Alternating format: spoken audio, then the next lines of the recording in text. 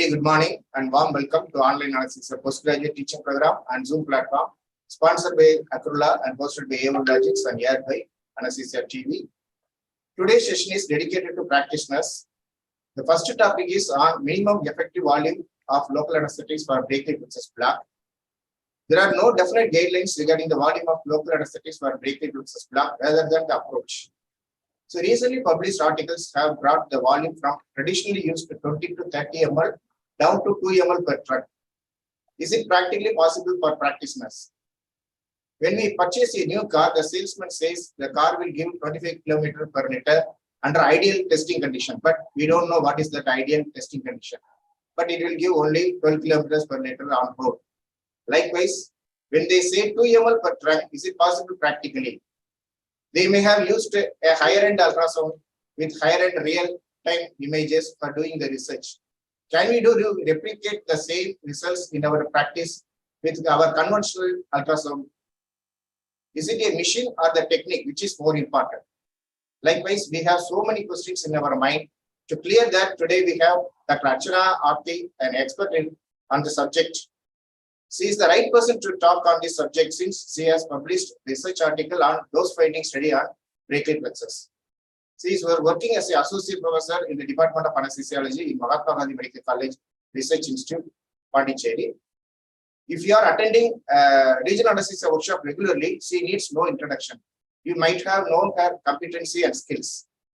She is a research scholar. She has published many research articles in the reputed national and international journals.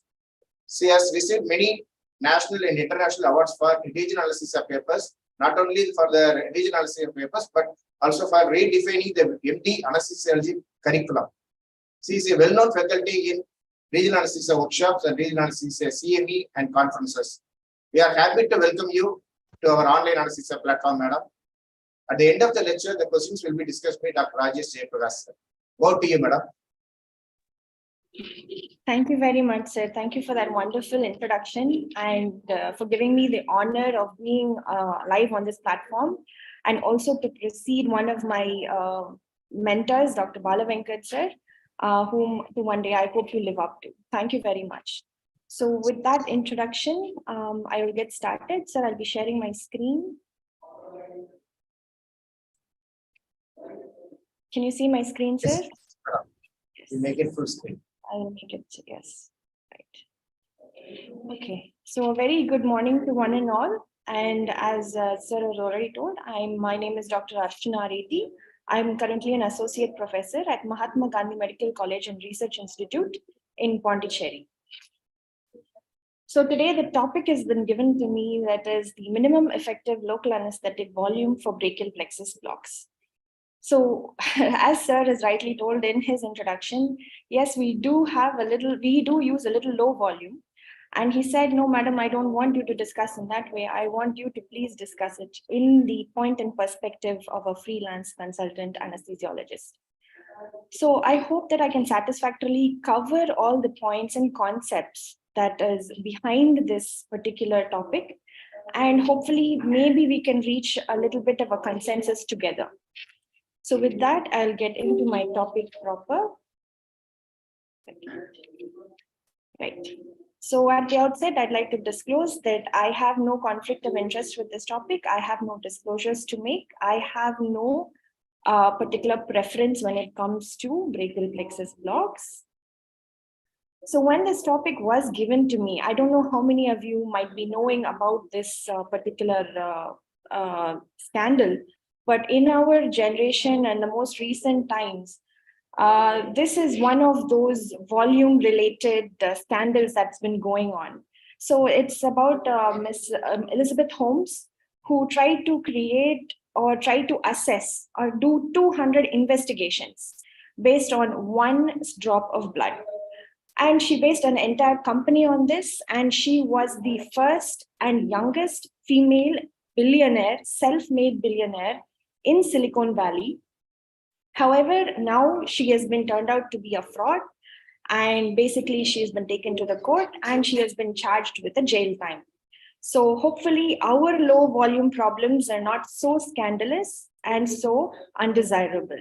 So let's see where this journey will take us. right? So the outline of my presentation today, basically I'll try to define basically what is the minimum effective local anesthesia volume. So the abbreviation is MILAV. That will be appearing in many of my slides. So I'll take you from where we started, the course through which we have traveled, and then where we are right now, and basically what is the discussion that is going on behind this particular issue. So when you look at it, what basically is a minimum effective local anesthetic dose? Basically, what is the ideal one that we want? We want some dose that is going to give us the perfect balance. It has to have the maximum possible benefits, almost should cover everything that we need, with the minimum or even no side effects is the best and most desirable. So we need a rapid onset. We should not have to be waiting for it. We should have a good potency block. We should have a nice analgesic action, and we should have no complications whatsoever. I think pretty much anyone can agree with me on this particular aspect. So where did we start out? Well, you can see that this is Winnie's first described publication that has been published in Anaesthesiology. This came out in the 1964. So this is when this subclavian perivascular technique, the very more genuinely known as the supraclavicular technique that we do today, this is the technique that the first description of it. So when I was reading it, actually, it was very surprising to me also that this is also the publication that this block is based upon the need to reduce the local anesthetic volume. Up until this point, people were only doing, let me show the next slide, they were doing axillary blocks. And the axillary based blocks, it was called as a axillary perivascular technique. And in that, they had given 50 ml of local anesthetic volume. They also noticed that at that volume were they able to get the desired surgical anesthesia that they needed.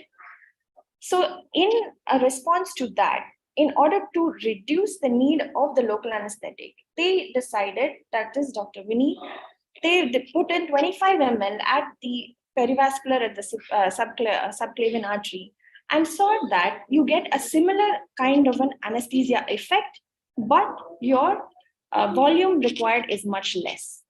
So ladies and gentlemen, this looks to me like the first issue that is actually addressed the problem of volume. And it has arisen out of a need. Since then, there has been a huge movement, and it goes up and down, as you all have probably already known, right? So when we look at it, so what Winnie actually describes is only 25 ml, right? And it is very much dependent on the occurrence of a paresthesia. Only then he describes it as 98% success rate in his in the patients that he has performed the block in. He has used mepivacaine at the time because what his reasoning was is that it has a faster onset than lignocaine, but a little more longer duration of action, and that was more desirable at that time for them, right? They also stated that going above 25 ml of local anesthetic actually caused more of a cervical plexus blockade as well, since the facial planes are being shared together. So he says that if you need it only for your arm, you will only give 25 ml. That is the first described volume and technique. So as we move forward through the literature, you see the one, so basically in between the 1964 and 2003, I couldn't find very much articles that was describing these techniques. I mean, they were, but pretty much the volumes were standard. And there was no actually statement as to why the volumes were increased. Like from 25 ml of Winnie, it has almost gone up to 40 and sometimes 50 ml. But there was no actual basis or rationale behind why the volume had actually gone up so much, right? So when it comes to our technique, what we are familiar with today, right? That the first technique described was by Vincent Chan, that was in 2003. And this was the era where ultrasound was actually introduced. So once ultrasound was introduced, there were a lot more variations in the volume. Up until then, it was pretty standard, 20 to 40. But after this, there has been a drastic change and very significant going up and down. So let's take a look at that. So in 2003, Vincent Chan first described the supraclavicular approach, and he used a dual guidance approach. And he said that at least 40 ml is required to soak each and every individual element. Okay, then when you move down to 2009, so Tran Q et al. Actually have done quite a bit of work in this aspect. In 2009, they did an RCT that compared all three approaches, that is interscalene, supraclavicular, as well as the axillary approach. And in that, he stated 35 ml gave no significant difference in terms of outcomes. However, he also stated that higher volumes related to more complications and faster onset of complications. In 2009, Dugan et al., the supraclavicular, they did an up and down kind of a methodology where they determined that the lowest they can go is 19 and the highest they can go is 65. So they gave us an average of about 42 ml for a single point injection at the supraclavicular area. In 2011, Tran Q et al. Again reassessed the technique. And for the supraclavicular, it didn't really change much from 35 to 32. Again, this is also single point. As I move into the middle of my presentation, these terminologies will become more clear to you. For now, I'm just giving you a brief description about what the literature is just saying. So then in 2013 onwards, we've actually drastically come down on the volumes. So this one particular study told us it's around 0.95 ml. So he actually gave us a range between 0.5 to 1.2, but he has not actually assessed any outcome or whether the block is successful or not. He has spoken in terms of analgesia, and they had already given GA in any case, so it was difficult to actually decipher what his outcomes are. Then Song et al. In 2013, they came down to 17 ml. But at this time, the techniques were changing and it had turned into a multi-injection technique. So they've given at least 3 injections after identifying the different clusters and said that between 13 to 42 ml is what is the range they were able to use. So in 2016, now there was a meta-analysis with all the literature up until that time.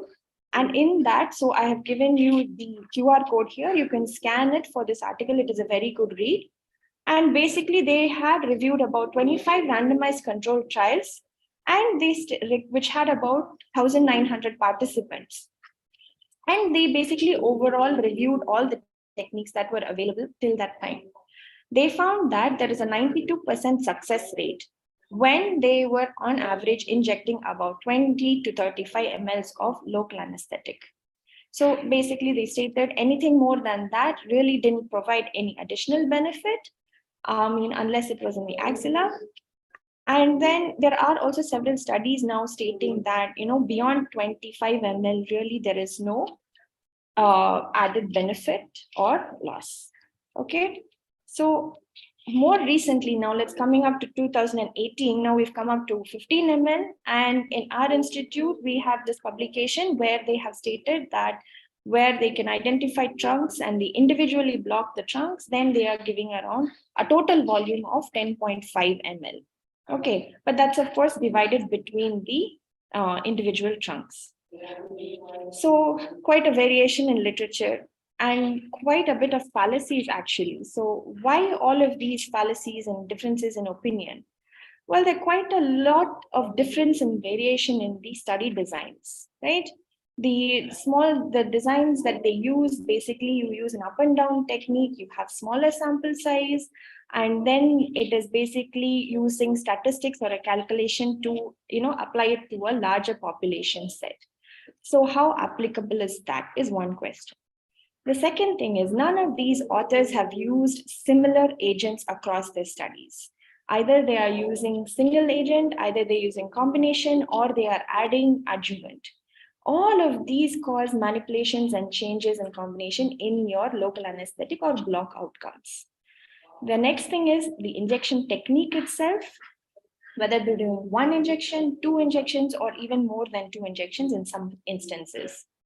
The other major aspect also because of the intervention of the ultrasound, there are different endpoints that are also now described. There is periplexus, there is extrafacial, there is subfacial.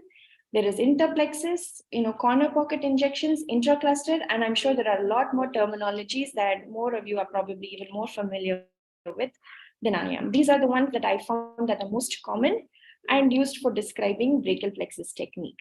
So all of these, when everything changes from study to study, how can we standardize it? How can we come to a conclusion? And that is why the literature is giving us such a huge variation in the answers. So that's about the literature. So I just did a little bit of a background homework just before I started preparing for my presentation. And I thought I'll go and ask real life people that I know, who I know are practicing regularly these blocks. So I just did a very general survey kind of, I just asked 2 questions to people whom I know, whom I'm in contact with, and basically looked for what answers they would give me. I thought maybe they would help me out with my PowerPoint a little bit. And they actually did. The answers that I found were very interesting. So most of it, I approached about 40 people. I know it is not representative of an entire practicing consultants, but let's just see what they have to say. So basically, the majority of the people are from India, but I also did include few of my contacts that I have around the world in Singapore, US, the West Indies, and also from Canada. In India, of course, these are basically I selected consultants who are regularly performing these blocks. They are ranging from junior to senior consultants. They are mostly in private practice. And so it's either corporate hospital practice or freelancing consultants. Very few are in an institute. And they basically, whatever is using any approach in combinations to whatever they have. So what are the questions that I asked? Basically, I purposefully asked them open-ended questions. So how much volume do you use for brachial plexus block? I did not specify which approach. I just wanted to see what they would say. And also when they selected that volume, why specifically are they using that volume? Whether it is how they were learned it or they have taught, whether it is they've gone through literature and then they have adjusted based on that, or whether it is from their own experience. So let's see what actually they had to say. So in about 38 consultants who responded, most of the consultants that I spoke to basically gave me that, okay, no, it's brachial plexus is too vast to tell, it's a single block. There are so many approaches. So which approach do you mean? So when that happened, so I was very enlightened by that answer. And then I was able to segregate based on the approaches. So the most common approaches are interscalene, supraclavicular, costoclavicular, and the axillary approach. So I have confined my findings to these 4 techniques. So when you see that in the interscalene, the variation is actually quite high. What was more surprising is that out of the 38 people that responded to me, I had 38 different answers to decipher. So my Excel sheet, what I had plotted or whatever I had to enter, it was quite varying. So it was very difficult actually to analyze these results. But I tried my best. And when I came down to it, basically for the interscalene, the very lowest end of it is 5 ml. And the very higher end of it is 30 ml. But the majority of consultants go within the range of 8 to 15 ml for interscalene approach. When it came to the supraclavicular approach, it moved up a little bit. So it was from about the lowest was 10 ml to the highest of 40 ml. And the maximum range of consultants using it in between 15 to 25 ml of local anesthetic, right? When it came to costoclavicular, actually very few consultants were doing the costoclavicular, but it was about 10 to 20 ml of local anesthetic. Axillary, actually even fewer still are using axillary block. And there the range goes to about 1 to 5 ml per nerve. So this is basically how they have been practicing. Most of them, I think out of the 38, only 5 are still sometimes do landmark as well and PNS guided blocks as well. But for the majority part, they are doing ultrasound guided blocks. They could also not give me a consistent answer as to the LA that they were using. None of them were using similar combinations. So it ranges from either single anesthetic like ropivacaine or bupivacaine. Neither the concentrations were the same. So there was so much of variability, even in our own setup with our own patients. Different consultants have found different means of doing the block, but the blocks are getting done. Patient surgeries are getting done. So this is actually quite interesting to find out. They are, however, very universal on the fact that lower concentrations are good for analgesia, and we use higher concentration or higher volume for surgical anesthesia. So this is one point that was quite clear amongst all of them, and they consistently responded in that way. So when the question was, why do you use this local anesthetic volume, this specific volume? So the most common answers for those who are using higher volumes, like most of them, it was basically they did not want block failures. So you mostly were on either end of the spectrum of the experience of the consultants. So the very young consultants, as well as the over 15 years of experience consultants. So it's like I've got this way, I've been doing it this way, I haven't found a problem yet, so I have found no reason to change it. So the intermediate volume practitioners who are using that, basically most of them were ultrasound based techniques, and basically they watch the ultrasound spread. That's why they have some variation. And also the other concept was, I'll give on the higher spectrum. If I'm not having a problem and there's no downside to it, what is a little extra volume actually going to lose out on? That was a very common comment that I received. And those who were practicing lower volumes, it is basically based on their own individual experiences when they're doing these blocks and watching outcomes of the patients, and also some of the literature review that is there available right now. So these were the most common answers that I received for the questions that I had asked. Now, how can we infer anything from these results? Right? They're quite variable in terms of volume, in terms of technique of injection, in terms of type of local anesthetic, in terms of using an adjuvant or not using an adjuvant. So why is there so much of variability when it comes to this particular question? I mean, it's a simple question. It's something that we practice day in and day out, and still over the last 40 or so, 60 years, we're not able to reach a single conclusion with this.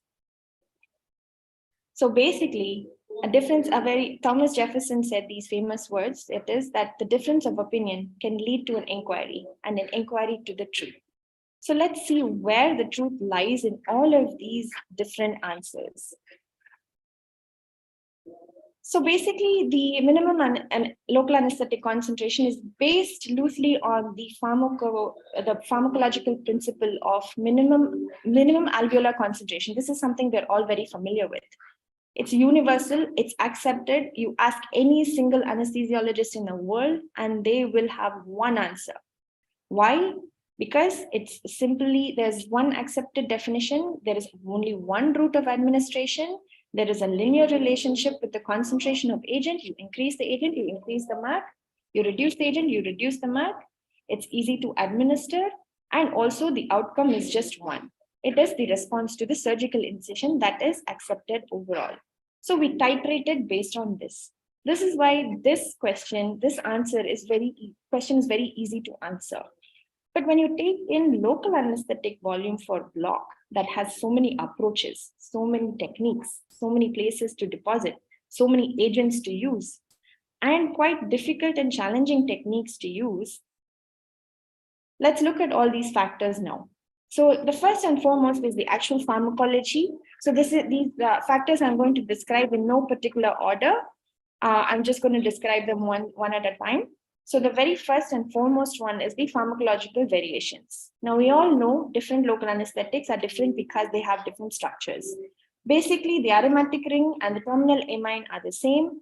The linkages are going to change, and the R, wherever you're seeing it, those chains are going to change. These inherently change the property of the local anesthetic, that is basically their potency and how they act. So the mechanism of action, we're all very, very, very familiar with the mechanism of action. The first and foremost thing is the local anesthetic acts at the sodium channel receptors. And at the sodium channel receptors, basically what happens, the local anesthetic crosses the cell membrane and then goes into the intracellular part and blocks the sodium channels from the inside. So all of these properties are dependent on the formation and the ionization of the local anesthetic. This is what is pH dependent, and also the lipid solubility plays an important role here as well. So at this point, this is the action of the drug. And in order to have a clinically effective neural blockade, we need to block 70% of these sodium channels that are present at the nodes of Ranvier, and we have to block 3 consecutive nodes of Ranvier, essentially to have a clinically effective blockade of a neural transmission. This is based on the potency of the drug. This can be varied by the drug itself or even the concentration of the drug itself.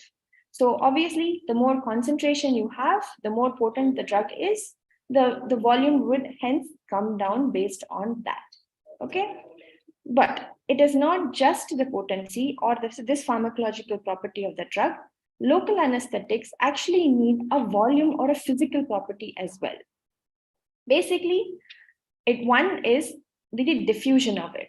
The nerve, in order for the block to take a proper action, the local anesthetic has to be properly deposited. And once it is deposited, it will diffuse because of the axonal arrangement within the nerves and the plexuses. Basically, the local anesthetic has to diffuse from your point of deposition and reach the internal axons in order for you to get a complete conduction blockade. If this does not happen, this is also a common problem for us where you have partially acting blocks or sparing or whatever the problems that we face. Basically, your nerve block is not adequate. So this is also another factor in addition to the potency caused by the sodium blockade of channels, right?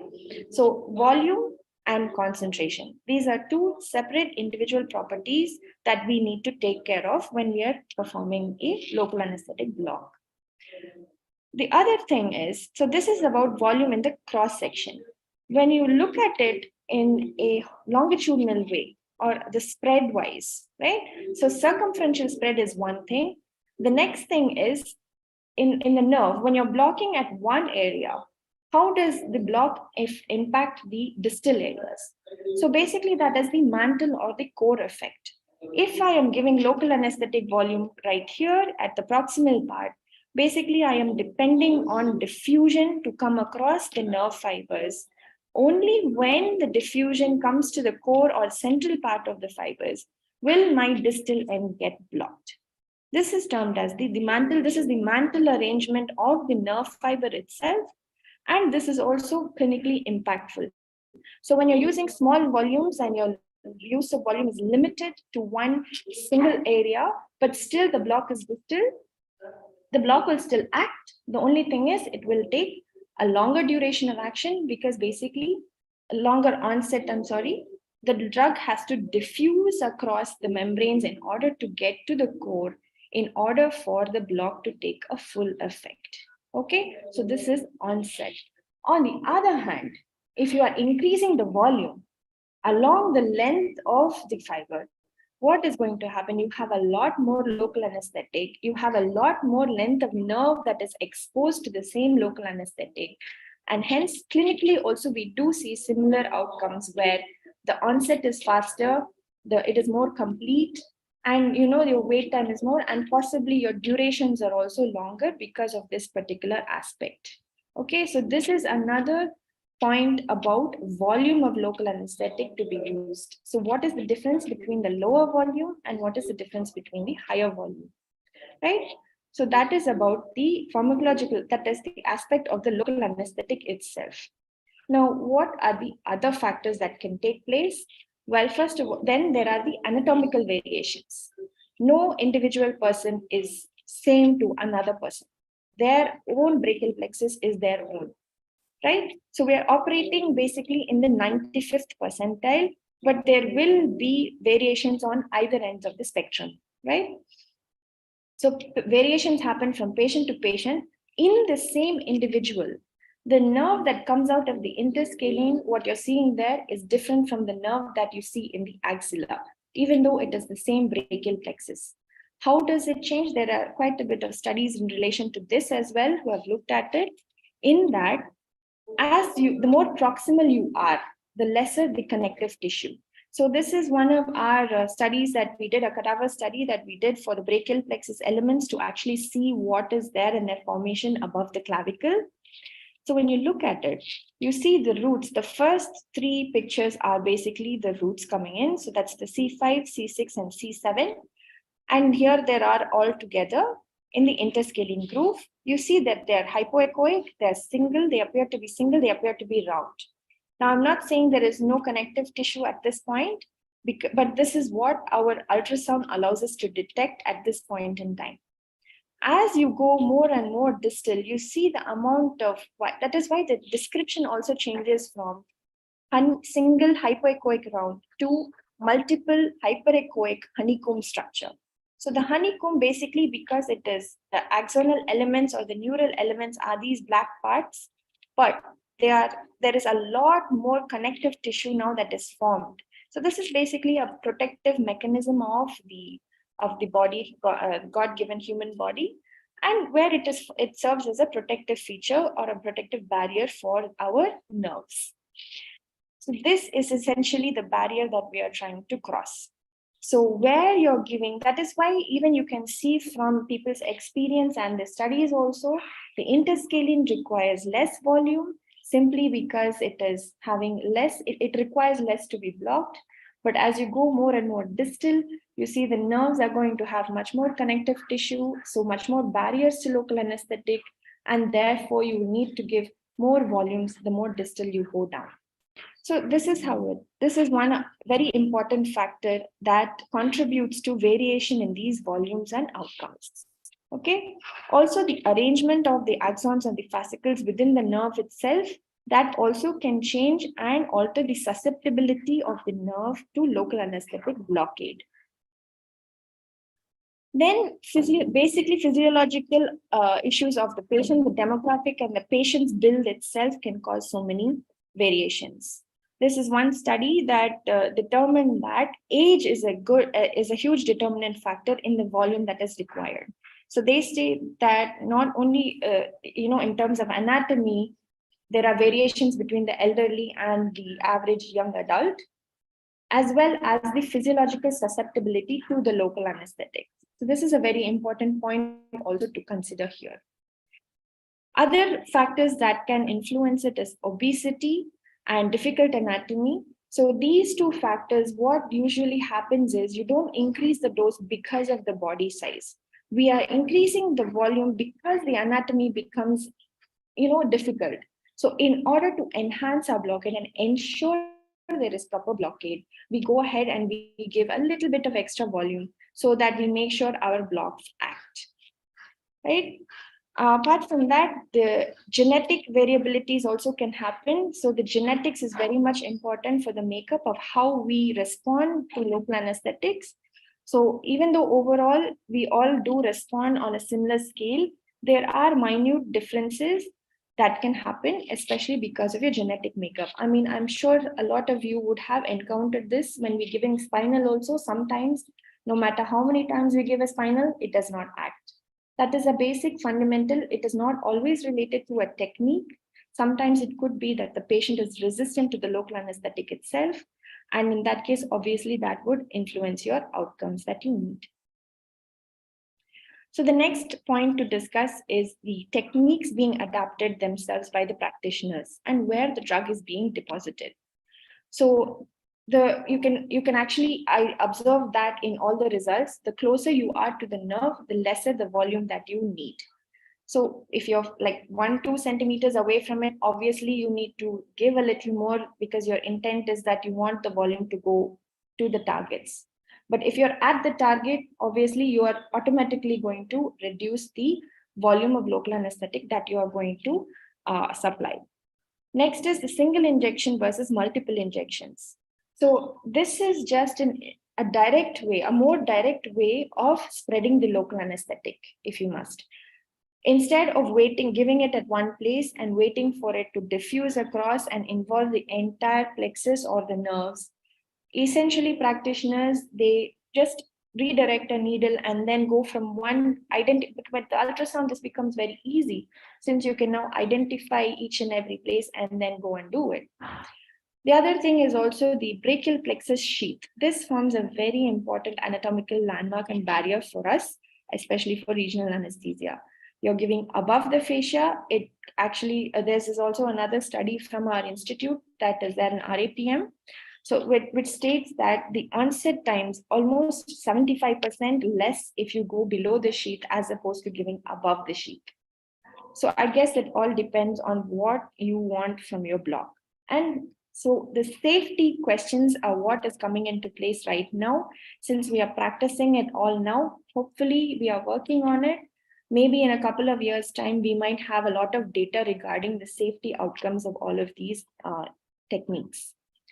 The last thing I wanted to discuss here is the block outcomes. Now, your volume of anesthetic is going to change based on what outcome you want, whether you want an anesthetic dose that is full muscle relaxation, or you want an analgesic dose to supplement your general anesthesia. Either way, the same volume and the same dose or the same concentration cannot be applied when your outcome is different. So some of them use, proximally, they will use a short-acting local anesthetic, distally use a long-acting analgesic so that you have motor-sparing analgesia. These are different concepts and different permutation and combinations that are being used in order to facilitate whatever is the outcome that you desire to have. So it becomes very important for us to understand all these functionings of the local anesthetic, the block action and the performance techniques of these specific individual techniques. And the more approaches we know, the better options we can give to our patients, especially the deserving patients who would really benefit from, blocks like these. So the major issue when you're having higher volumes is phrenic, especially when it's above the clavicle or any block surrounding the clavicle, is phrenic nerve palsy. This is one of the biggest obstacle and hindrance to us when we are performing these blocks, okay? When you're doing landmark guided blocks, yes, pneumothorax is another concern, but the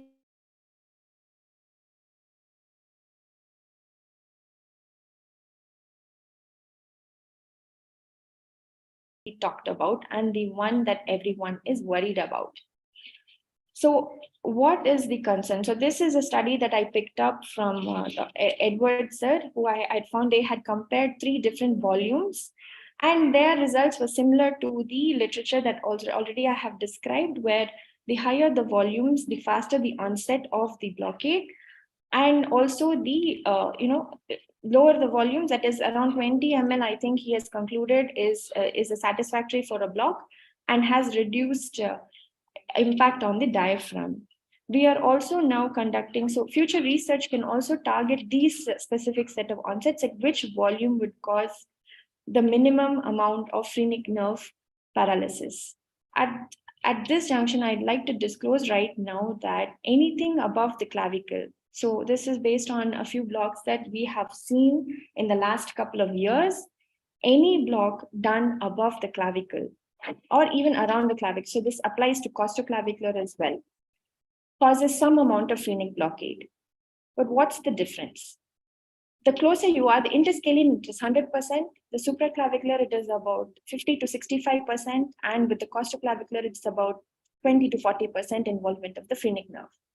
The question here, however, is how much? How bad is it? So the interscalene, it's quite close. We all know the anatomy. So basically, higher volumes in the interscalene, you are going to cause invariably phrenic nerve outcome. Those susceptible patient might succumb to it. And when you're directly giving a local anesthetic on top of the nerve or very close to the nerve, you're not giving much time for the nerve to compensate for itself. When you give lower volume drugs at this point, or at least more away, the phrenic will still get blocked at a later time, maybe around 40 to 45 minutes. How it gets blocked is because the local anesthetic, the same way it diffuses into the core of the nerve, it is going to diffuse away from the nerve and anywhere. Basically, we have no control over where the diffusion happens. When it's happening in one direction, there is nothing to stop it from going in another direction. So, but this takes time and the involvement is more gradual. So it's compared to you suddenly walking up 5 stairs of steps or you gradually walking a floor at a step at a time. We can accustom ourselves. It'll take us longer, but we'll get there in the end. The same thing happens in the phrenic. The diffusion gives us some time or gives the phrenic nerve or the opposite side to get accustomed to it. And therefore, as of recent times, even with these volumes and the different techniques, we are actually seeing lower and lower incidence of phrenic nerve palsy. That being said, susceptible patients, you never know, anything might happen. So we still need to be very watchful and very careful on this particular aspect. So then with all these factors coming in, how can we arrive at any given answer? So where should our future, what should we be looking at? How can we go about investigating this? Well, you can tailor it to your own practices. You can basically define what is the outcome you need. My patients might, and my surgeons might require something different, which is what I have noticed in these 40 people that I have asked. Their outcomes, their requirements, their practice is much very different from mine. I mean, the basic fundamental is the same, but there are so many logistical things that happen that go back and forth. And also you need to standardize your technique, define it, and then apply it to that single set of population. It cannot be that one will fit all. It will never happen like that because everything is so different. So you need to investigate one outcome at a time. Also, try to avoid using adjuvants since we do not right now know what the adjuvant is actually doing. First of all, the local anesthetic action is so variable. So the adjuvant is plus or minus based on your own experience. I personally do not use adjuvants. I go on, if I want my block to be longer acting, I either go for catheter-based techniques or I will cover it up with the systemic regimens after I'm done. So we should move on from this concept of minimum effective local anesthetic volume to clinically effective local anesthetic volume. And if we have a range and if we have options, then I think that's a good enough way to go about it so that we are serving not just a single subset of population, but we are trying to address the entire population that presents to us for these particular surgeries. So I think that this is a much more logical way of looking at it rather than just getting someone's experience, someone else's volume and trying to apply it and make it fit. So you're making a square fit into a triangle. I don't think it works out like that. So this is probably a better approach in how to attain your goals in your practice and your setups. So basically, overall, if I wanted to consolidate it, when you have an ultrasonographic technique, and I know Sir also mentioned here that in your institute, you have an higher end ultrasound, but I'm going to disclose that it's not available all the time. So we do have another ultrasound machine, and I also do go for private practice sometimes where I do share the machine with the radiologist. So even then, even if your machine is not good, it's all basically your training and what you know to look for it. So basically practice makes it perfect. If you keep on doing it, even if you have the ordinary ultrasound, so I know everyone cannot have the expert or the high-end machine, but even with the ordinary ultrasound, we can have these kind of results. It's just about how much we are going to get ourselves into the practice and to accept it. So from my consolidated literature search, from my experience, and also from my small survey that I had conducted, this is basically the volumes that I could basically summarize in terms of approaches. So for the interscalene, it is 3 to 5 per root, supraclavicular 5 to 7 per trunk, costoclavicular 5 to 7 per cord, and in the axillary, it is about 3 to 5 ml per nerve. Each volume has its own individual characteristics that we need to be aware of. And in ultrasound technique, we have to watch for the local anesthetic spread. That being said, now still quite a few, we are still using landmark and PNS guided techniques.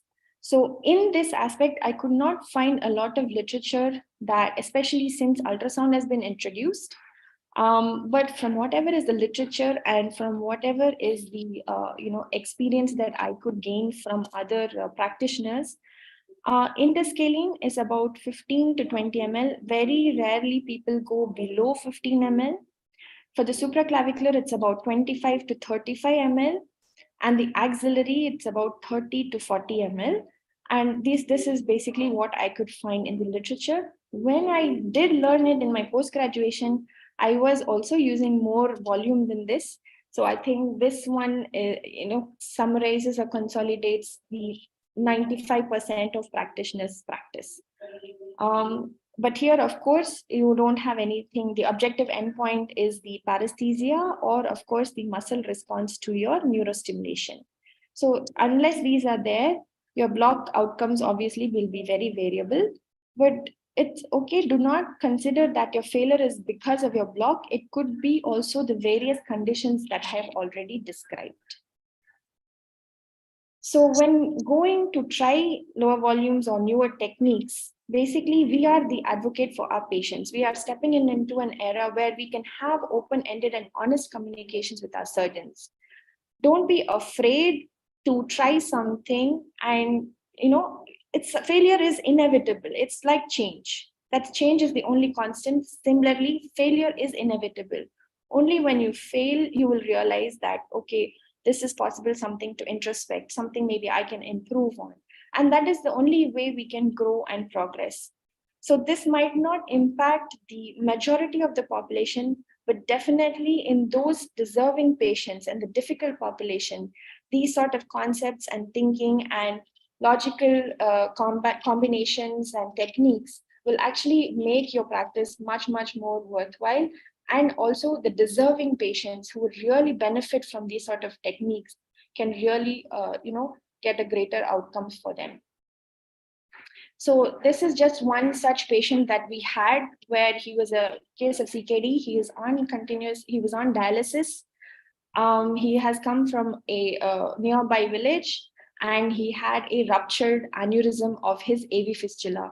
As you can see here, it was quite, he'd already bled. He was in pulmonary edema. He's got tall T waves. His blood pressure is through the roof and all such problems. So, the usual accesses to brachial plexus here are gone. Since he is in CKD and a difficult airway on all of these things, this is just at the COVID time it was starting. So we're quite unsure about what's happening. And even then, so GA is again, a really scary technique to use. So here the question was, why couldn't we go axillary approach? We could have, but when the minute we put the probe on the axilla, you can see here, actually, this is a cephalic vein. All of his veins are arterialized and they're distended and they're huge. So the picture was not any different than in the ultrasound, where the veins and arteries, there was too much vasculature and the nerves just could not be seen or accessed safely. So we did go ahead and we did a low volume. Yes, it took a lot of time for onset, but I think that amount of patience and attention is required, especially when patients like this appear to us, in order to preserve our practice. So I'm not advocating for low volumes, but at the same time, clinical effective volumes are the ones that we should be aiming for.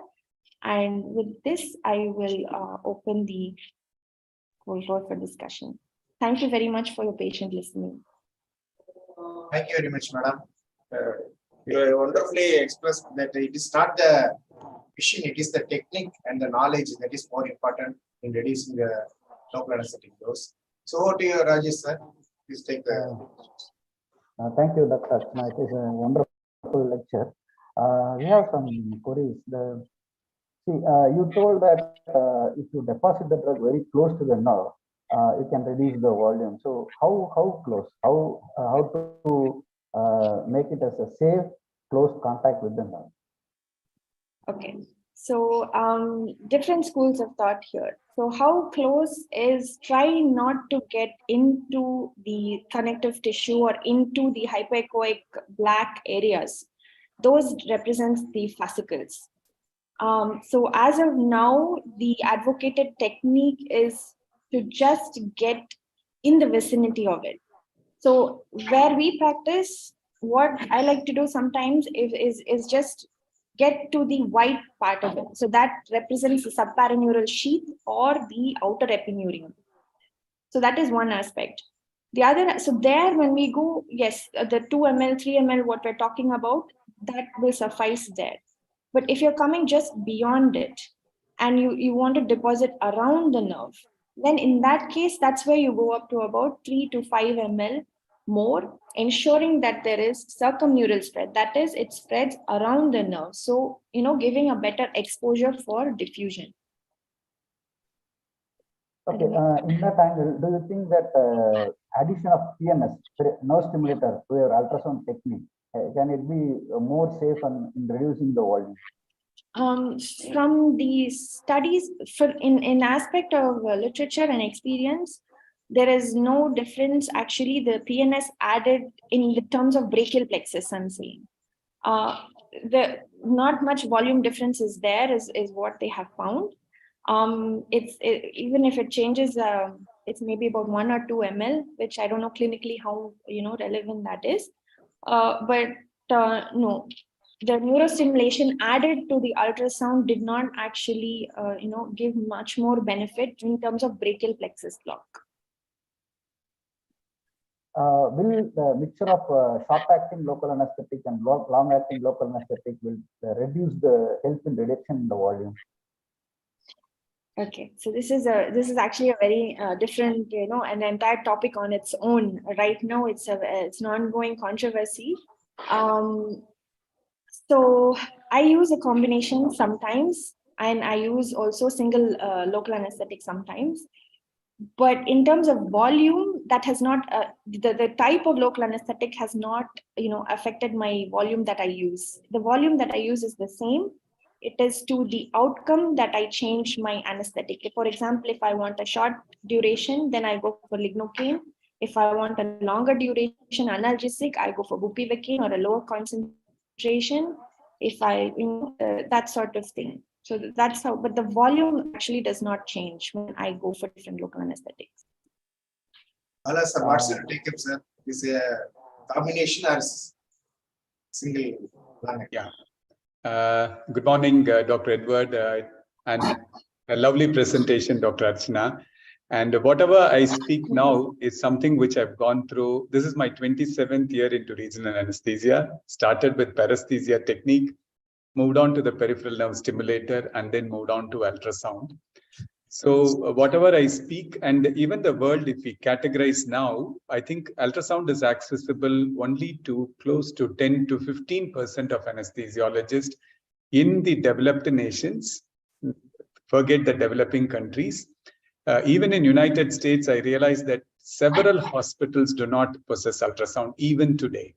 So whatever we speak should be something which is a take-home message for every single anesthetist who is a part of today's discussion. So when you get primarily the objective is regional anesthesia. Does it help the patient? Answer seems to be clear, yes. And it seems to be very important in low resource settings, even inside a country where there is not appropriate high dependency unit, one-to-one nursing, monitors available to all the patients. So it becomes pertinent that based upon the infrastructure with which you're working, you need to choose the technique and the technology. So, and the regional block has to work. Now, I completely agree with Archana on going to lower volumes with the help of ultrasound, placing the drug subparaneuronally, which is a good pathway. It's called the new highway of placing the drug, and with a minimal volume, trying to get an effective block. This is one end of the spectrum.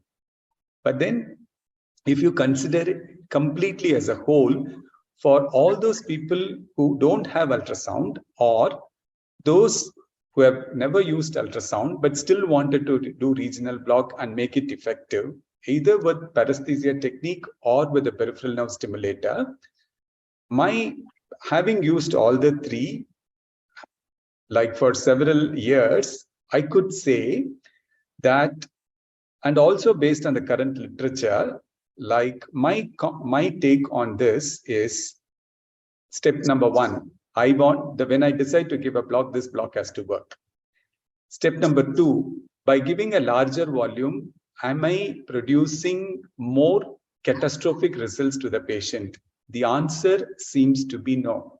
The reason is, if you look at the chapter in Admir Hadzik on the rate of absorption of the drug from various parts of the body, it is very clear that if the epidural absorption of the drug is much more, intrapleural absorption from the where you deposited the local anesthetic going into the system is much more, but not the same where you place it in the between the epimysium and paraneurium or between paraneurium and epineurium. It is not the same.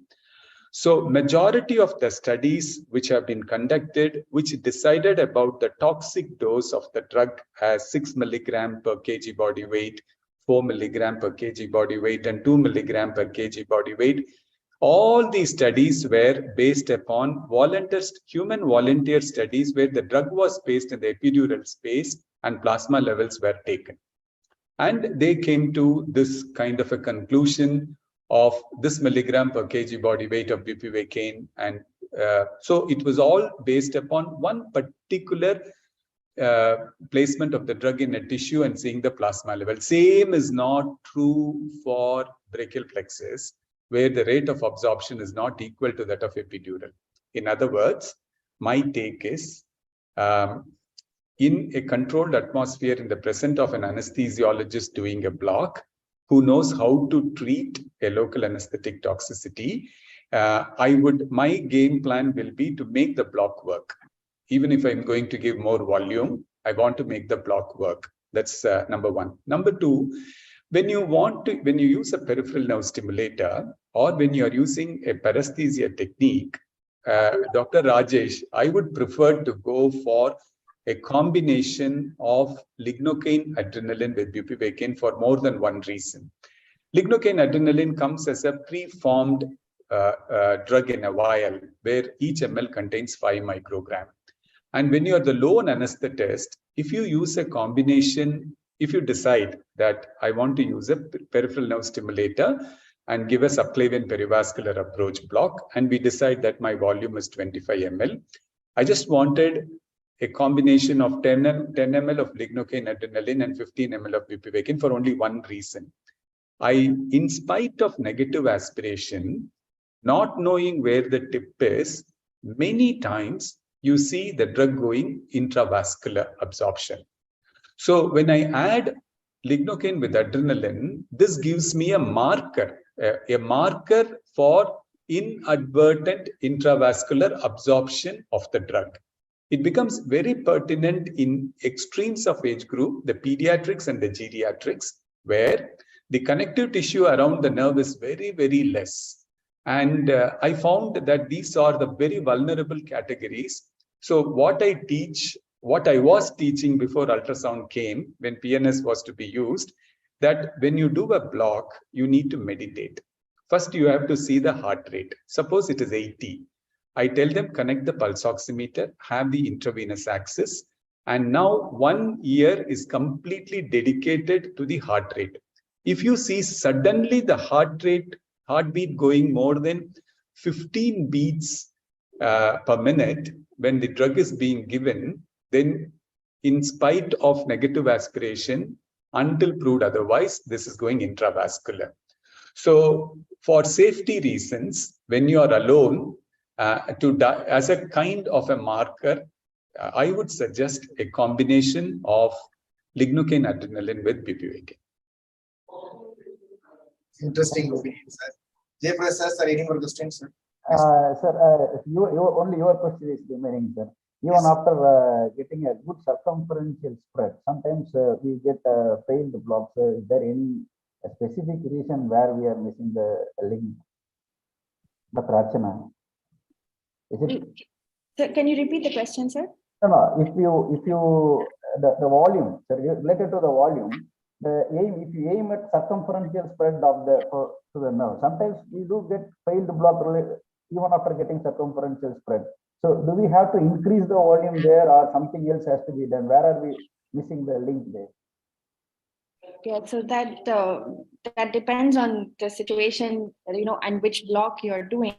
So mostly, even if you give a circumferential spread and you get a partially acting block, then the option is, yes, you can go ahead and give an additional one, maybe distal to it, to enhance the blockade. Or you could supplement. You can increase the volume of local anesthetic, but obviously by the time you recognize it, you would have taken out your needle. So that's a very tricky situation depending on what you're looking at. You can also always supplement it with systemic analgesic, and hope that takes care of the gap. Can I add for this, Archana? Please, sir. See, actually, I think we are slowly moving towards every surgical procedure has to be individually conceived, and it's mathematics. So you need to deal, it's just not what we have been thinking about humerus fracture. It's not like that. So we need to think whether it is a proximal humerus, midshaft humerus, or lower third humerus. Then you need to define the dermatome, myotome, and osteotome that needs to be blocked. And also, so which means you're going to choose the technique based on where you're going to, what is the requirement of your surgeon. And one thing which we need to remember is the plexus can get prefixed and postfixed. And many times we have seen for the lower humerus elbow surgery, you gave an excellent, as you rightly said, the drug spread was superb, and the patient was not able to lift the hand. So myotome is completely gone. And now you position the patient laterally, and you're going to make an incision in the posterior surface of the elbow, and patient shouts. And now the data clearly shows that the dermatome is supplied by C3-C4. So it is prefixed brachial plexus. And this happens very often. So C5 was blocked, but C3-C4, the drug didn't reach. So and it's not under your purview. So you do not know which plexus is prefixed or postfixed, and what are the contribution of a particular dermatome from where it is coming from. So this is something which you need to keep in mind, that it's beyond you, that there has been a contribution from different levels. And that's why, in spite of you blocking the C5 excellently, C6 excellently, your block didn't work, because it's just not the volume, but it's the neural components which are coming from the other twigs. Thank you, sir. One last question from Dr. Vipin Goyal, sir. Will the low volume blocks, will it affect the duration of analgesia in the postoperative period? The low volume blocks, Dr. ARCHANA. I didn't hear your question, sir. Will the low volume blocks will affect the duration of analgesia when you go for low volume blocks? Yes, in my experience, it does affect the duration of analgesia. Obviously, the lower volume low volume has a more onset, and also the duration is reduced. How much it's reduced, again, it goes from patient to patient and block to block. So that can't standardly tell you what it is, but hopefully in the future, with the few studies that we have coming out, we might be able to answer that question shortly. Thank you, madam. Thank you. Thanks a lot. I think we will move ahead with the next session. Yes, sir. sir. Thank you very much, Rajesh, sir. So we next come to the second topic, is current concepts and future trends in ultrasound guided regional anesthesia. In those days, 30 years back, when we were performing the landmark guided blind technique, the errors were more, so was the complications, and the success rate was less. But now, after the introduction of ultrasound blocks, the complications are less and success rate is more. So what will be the future? Are we moving the right direction towards the zero error nerve blocks and 100% success rate? To clear that, we have the pioneer in the field of regional anesthesia, Dr. Balavenkatasubramanian sir, in our platform today. He needs no introduction. His name itself speaks. He is immediate past president of Asian Oceanic Society of Regional Anesthesia, educational committee member of World Federation of Society of Anesthesiologists 2020 to 2024. And he is the national chairman of Academy of Regional Anesthesia of India. He is an associate editor of Journal of Regional Anesthesia and Pain Medicine. He is the governing council member of Indian Society of Anesthesiologists. He is the section editor of Regional Anesthesia in the Indian Journal of Anesthesia. He is the editorial board member of Journal of Research Society of Anesthesia and Clinical Pharmacology.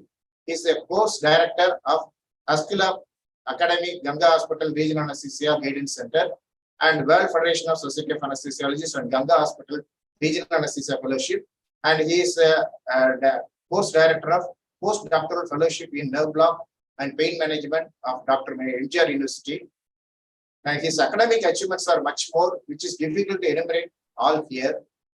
We are immensely pleased to welcome you to our online anesthesia platform, madam. Sir, thank you. Over to you, sir. Yeah.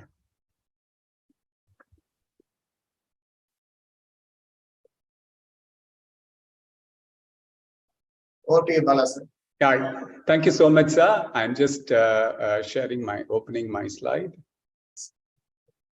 So can you see this? Slide is not visible, sir. 1 minute.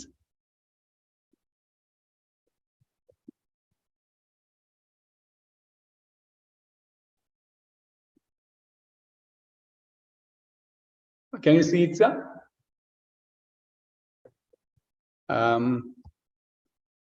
So can you see my slides? No, sir. Sir. 1 minute, I think.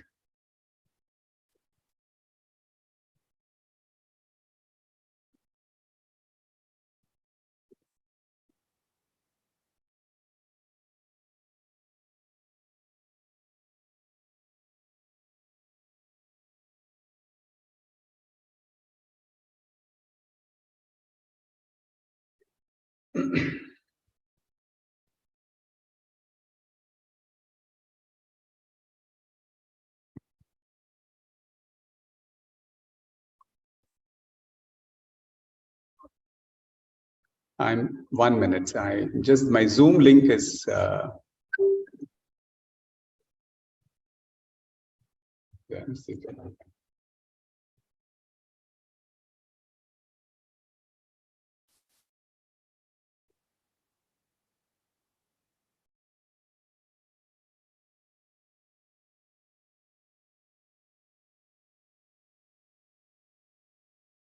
So now it's visible. Is it visible, sir? Yes, sir. Now it's visible. Yeah, audio is okay? Okay, sir. Fine, sir. Yeah.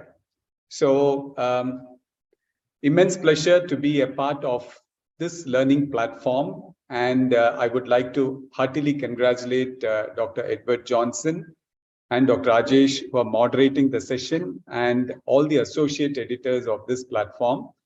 And I think it's very, very crucial and important that every anesthesiologist empowers himself with the new updated developments in technique, technology, and the evidence-based medicine, which has become easier nowadays because of the virtual platform.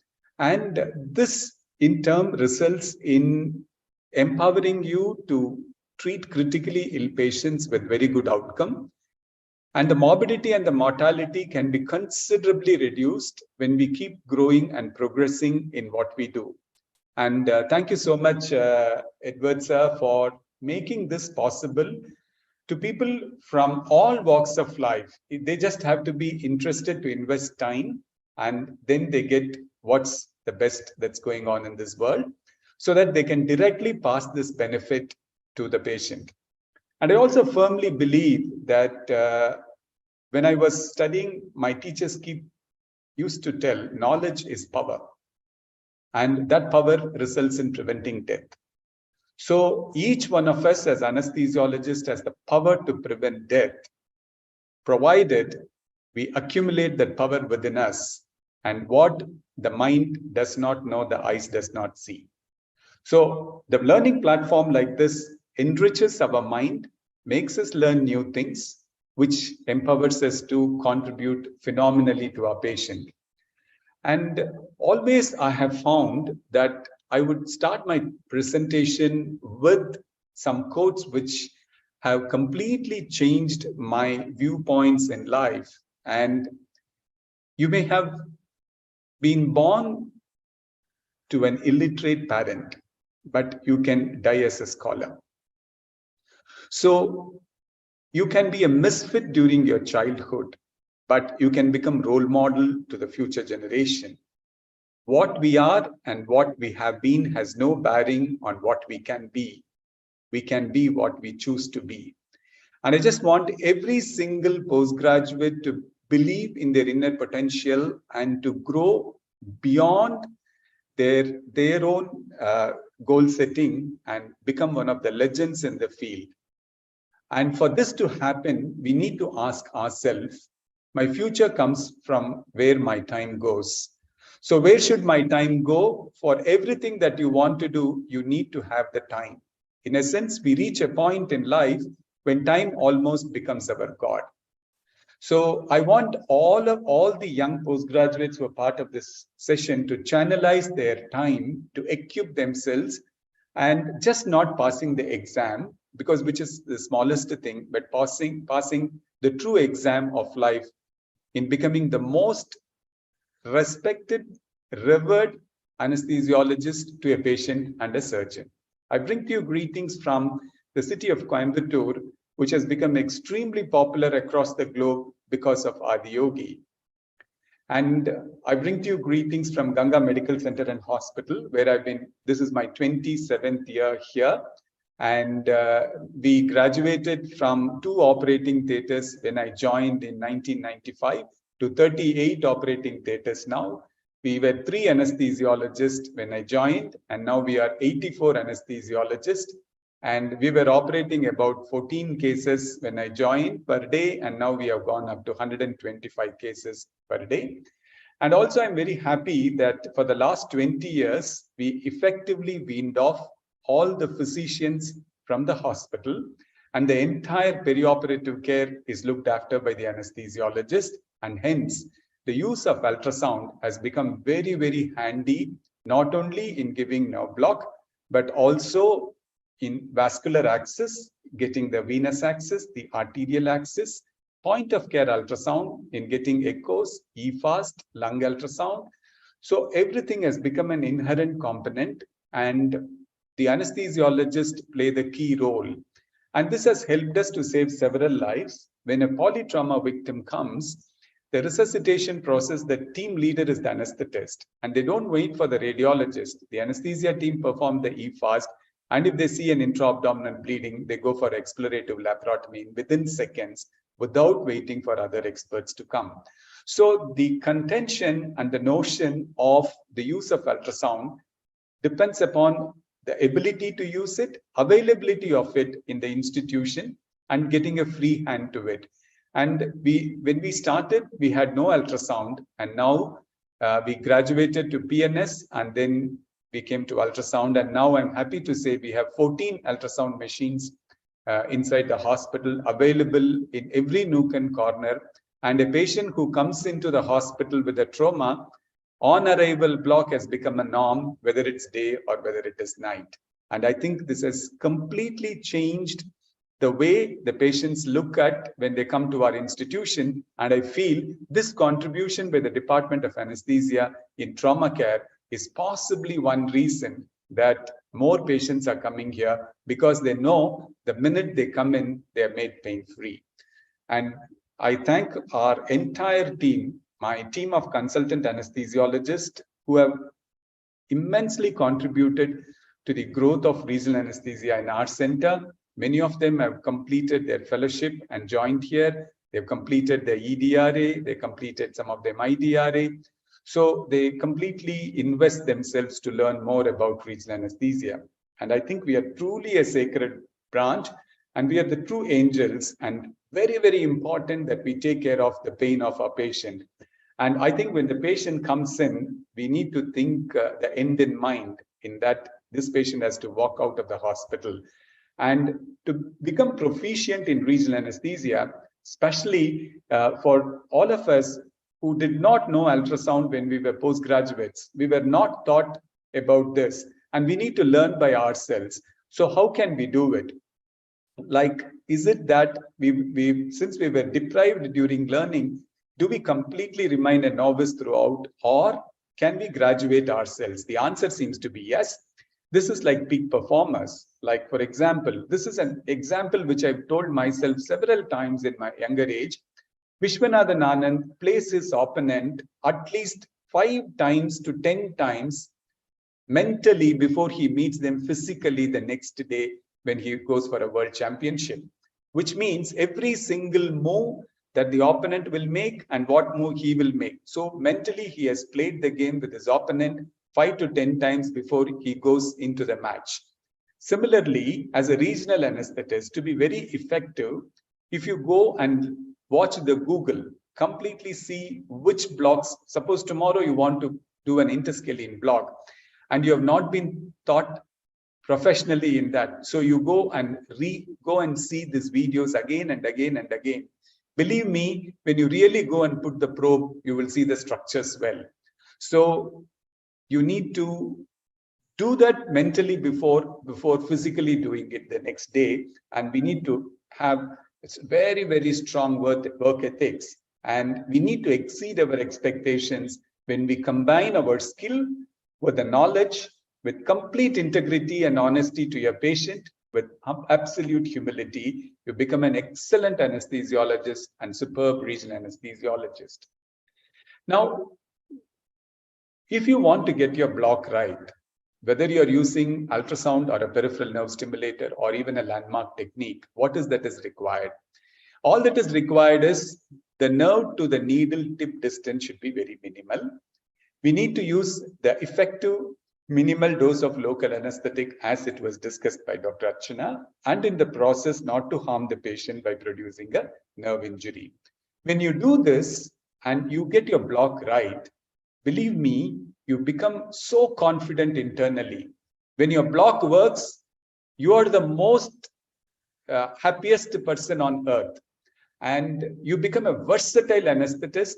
Your self-pride increases. You raise in your own eyes, and you respect you earn from your staff nurses, from your surgeon, and from your patient. So it becomes very pertinent to get your regional block right.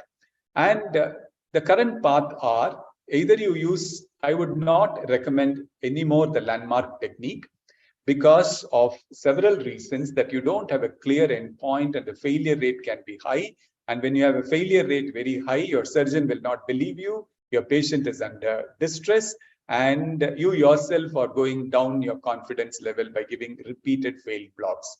So it becomes important to gain a complete mastery over this, and minimum you should have is a nerve stimulator. And thanks to the advent of ultrasound, the last two decades has revolutionized the practice of anesthesia. And in doubt, in the early phases, or when you're doing a very important VIP person, or when you're doing very deeper blocks like lumbar plexus, it's a great idea to use dual guidance, where you use the ultrasound machine and also use a peripheral nerve stimulator to stimulate the structure which you think that it is a nerve with a very low current of 0.5 milliamps, see the desired evoked motor response, and then you administer the drug. So I think these are only the 3 pathways that are available for anesthesiologists to produce a very effective block. And before going into ultrasound, I think it's very important that you need to be very calm and composed. I think this is such an important thing in regional anesthesia, because the patient is completely hearing whatever you do and seeing whatever you do. Since we have been a training institute for regional anesthetists in ultrasound guided blocks, I wanted to use this slide because, you know what, when you're doing the block, you shouldn't make like, oh my God, all these small statements that you make produces a huge impact on your patients. And since the current perspectives we need to discuss, I want to also go into human factors that are involved when doing a block. So my request is, when you decide to do a block, you should be very calm and composed, and you need to create, I call it as a block environment, so which has to be very conducive, and you should be in constant conversation with the patient, especially when you administer the drug, to make sure that the level of consciousness is maintained. And only in anxious patient use anxiolytics. Don't use midazolam or like fentanyl or propofol for every single patient. I would wanted to pass the benefit of regional anesthesia to my patient. So I want him to be awake. I want him to walk to the restroom immediately after the block. I want him to eat immediately after the surgery is getting done, which the regional anesthesia offers all these benefits. And this is negated if you start giving all the patients anxiolytics without they asking for it as a reflex. And it also produces nausea, vomiting, and then you need to give drugs for that. I one for one prefer a pure form of regional anesthesia, has to be tailor-made, and you shouldn't be engaged in polypharmacy, doing multiple drugs for your patients. So this is something which I strongly feel when you do regional anesthesia. And it's also very important to know medication errors are very, very common, and a lot of reported literature. So when you load the drug, you need to label it. And I'm going to speak about the injection pressure monitor a bit later, but it's a miracle. Regional anesthesia is a miracle. And this is one common story which I tell. So this is Mr. Anand Peter. I got permission from him. He's the owner of Video Line. He's the #1 company which do live transmissions of surgical procedures and nerve blocks. So in major conferences where live workshops are there across India, he is there. So a couple of years ago, we have to start the arthroscopy live workshop at 9 o'clock. He was climbing the stairs. He fell down and sustained a wrist fracture. This was at 8:20, and 9 we have to go live. So immediately he came to the operating room with writhing pain. So we went ahead with the subclavian perivascular block. Of course, we used very minimal volume, like what ARCHANA said, good drug spread. 15 minutes, 8:35 to 8:40, the block had taken very well. Dr. Rajshekharan, you see here, did the close reduction, pinning, and he was put on a slab. You still see the intracat, but believe me, at 9 o'clock sharp, he was there to do the live workshop. This is the magic and the power of doing an effective regional anesthetic procedure.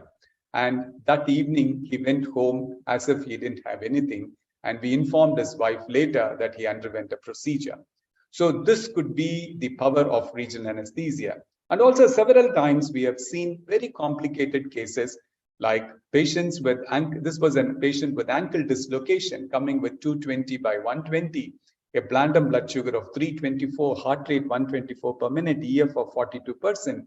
So in this situation, either you can call for a cardiology opinion, endocrine opinion, and you can cancel the case. But also you are empowered with a new technique and technology that you explain the risk to the patient. He was also on dual antiplatelet. He was a triple vessel disease, and he was advised CABG, which he didn't undergo. And he was also a case of DVT. So he was getting clopidogrel, he was getting aspirin, and he was also on warfarin. And now he comes with this. So we explained to the relative, to the surgical team, and all that we did was we went ahead and did a superficial block, where the vessel could be compressed. We went for the popliteal area, blocking the common peroneal and the tibial nerve in the popliteal region under vision carefully. And believe me, it needed about 20 ml of local anesthetic solution. And 20 minutes later, you saw a very pain-free patient, and more importantly, his pressures had come down to 140/80, heart rate had come to around 90, and we went to do a close reduction because it was grossly swollen. And 48 hours later, we again took him with a similar peripheral nerve block for surgical anesthesia, and then did the ankle fixation under pure block. So the point I want to convey is, once you are equipped with a tool like this, you can extrapolate it and use it to the benefit of the patient rather than asking for too many opinions. And in other words, you become so empowered that you yourself become the complete perioperative physician, and later you can get opinions, but then in an emergency, you did what needs to be done. So this was the mother of an anesthetist, 82 years old female. She had a fractured T11 vertebral body with severe pseudoarthrosis. The basic problem was her pulmonary pressures were about 85. So she was denied a surgery everywhere. And when she came and got admitted nearly after 2 months, it was mainly they came because of severe pain, which was secondary to the pseudoarthrosis, which developed after the fracture. So all that we need to do is, the surgeon said he wanted to do a vertebroplasty, and this patient underwent this the next day itself with bilateral erector spinal block, and under no sedation, the vertebroplasty was done and discharged home the next day. So all this completely shows that it is important that every single anesthetist in this country and in this world have to embark on a journey of developing the new skill. And I think this is the current concept.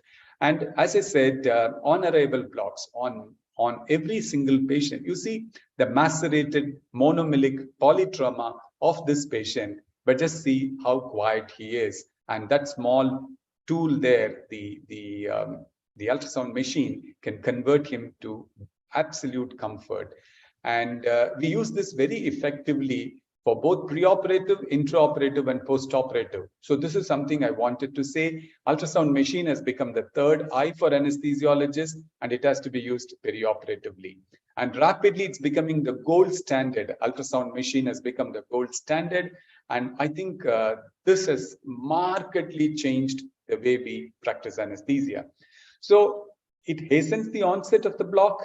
It decreases the total volume that is needed to produce a very effective block, but also need to consider that more and more the volume that you reduce, the duration of the block also becomes less, and in the process prevent a vascular injury, and you decrease the incidence of nerve injury.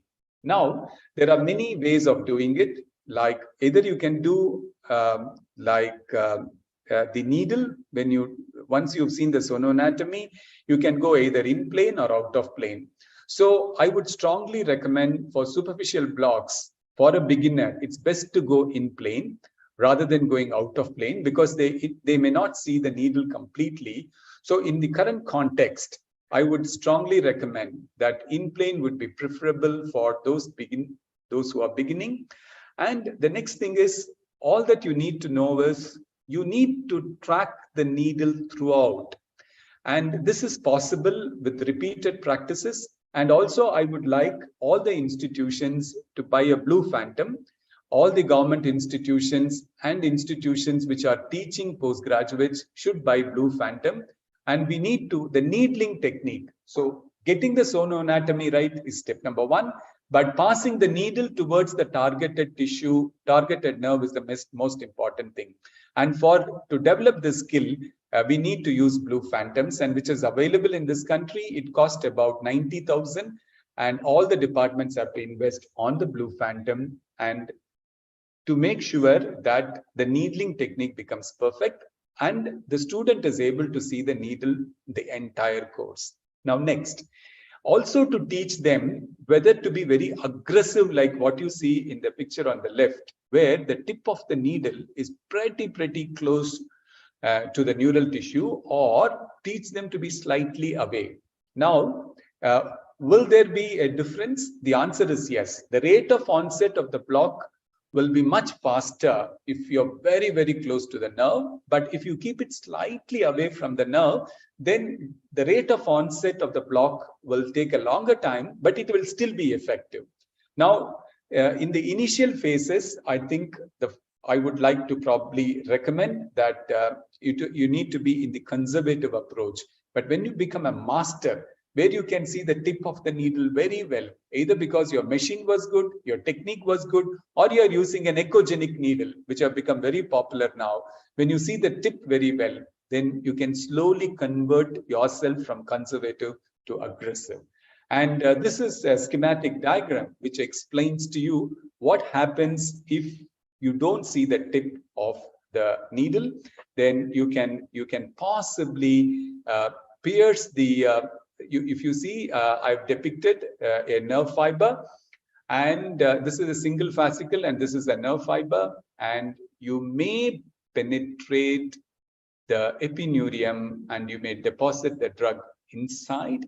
And the problem is not necessarily you will go and hit the fascicle and produce a direct neural trauma, but when you inject the drug in the interfascicular area, you're increasing the pressure in the closed compartment, which results in the occlusion of the vascular supply to the fascicles, resulting in an ischemic neuropathy rather than a needle-induced injury. So this is something I just wanted to convey to all of you. So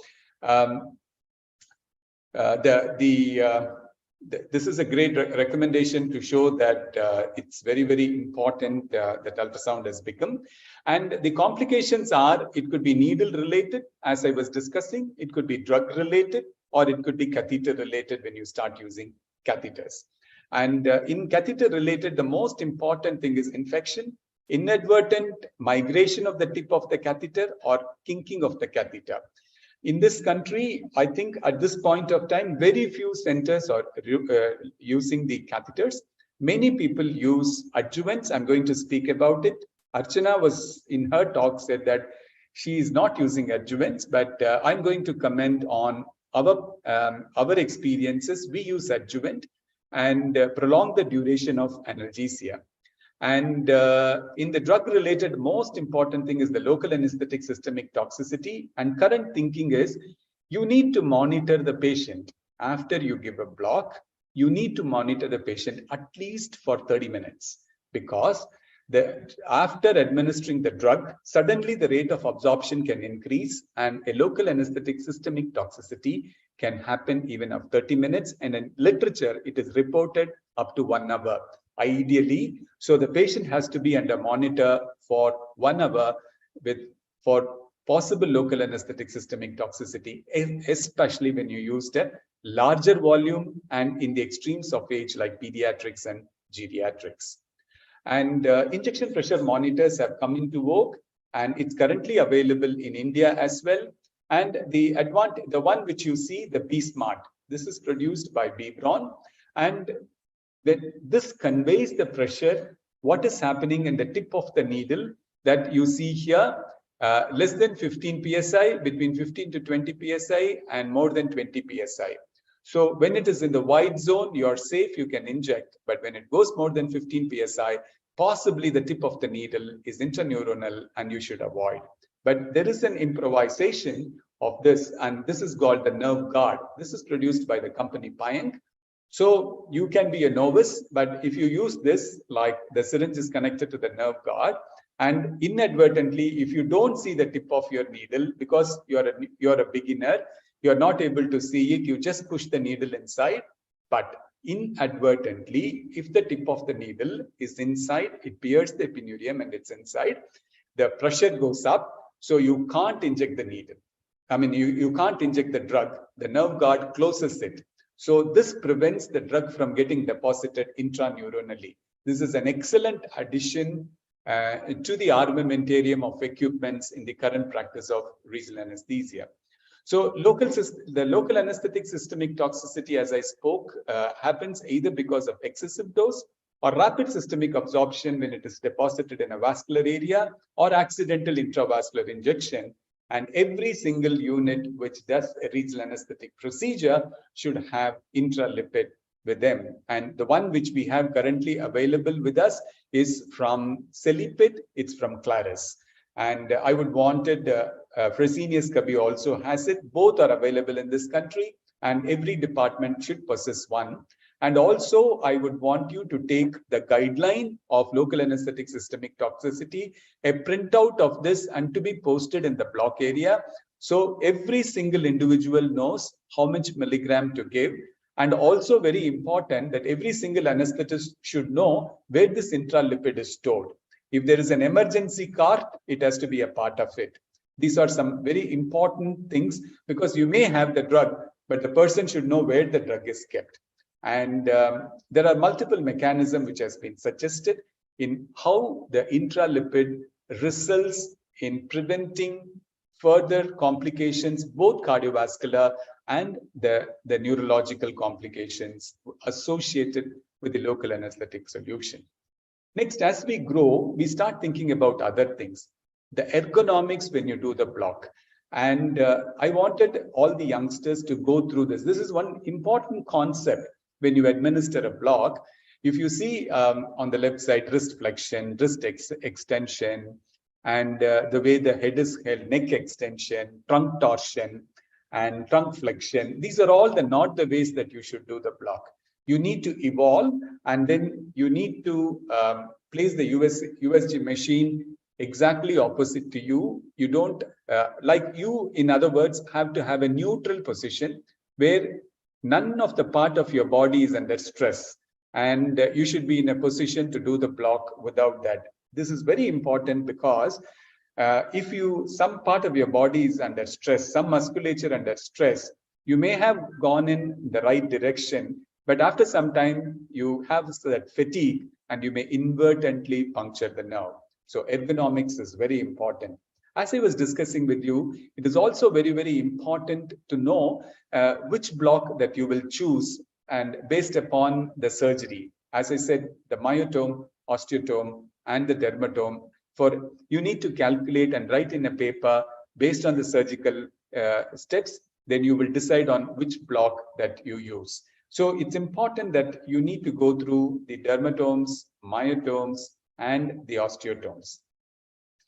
And actually, next important thing is when you were doing with the landmark guided block, you were always based upon drawing lines like this, and we didn't have a clue. We did not know whether there is anatomical abnormalities, but all this has been taken care of with the advent of ultrasound. You can see every single structure, you know every single aberrant vessel that is coming in, and you really become a master.